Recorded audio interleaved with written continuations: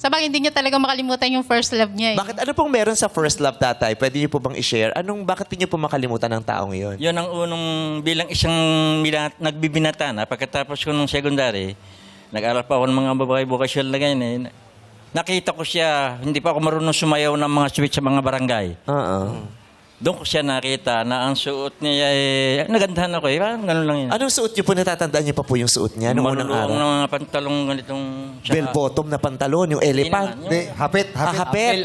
Hindi, ganyan. Ano po? Ordinary lang. Tapos yung sa babae, putol na hanggang dito ang automatic. Putol ang katawan? Tapos lumilipad? Gas, yung mga gas. Nakahanging, naka-tube, ganon. Tapos etong likod, automatic lang. Ano automatic?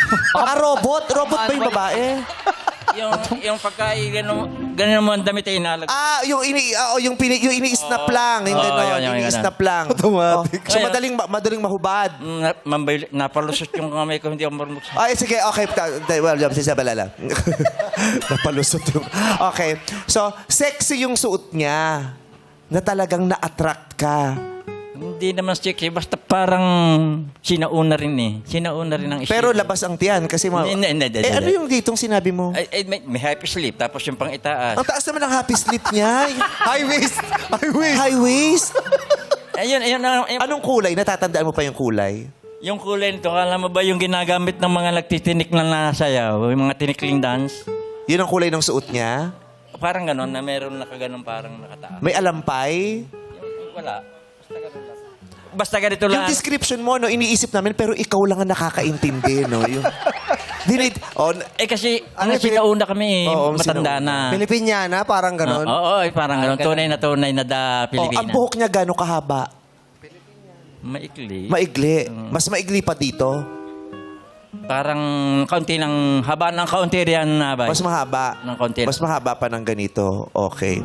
So, pag pumipikit ka, nai-imagine mo pa yung itsura niya dati nung una kayo nagkakilala. Maliwanag pa sa iyong alaala. Hanggang sa ngayon, naalaala ko pa kasi nga, medyo ang ganda niya may kasungitan. Hindi mo maaaring sabing maganda, hindi mo siya maaaring sabing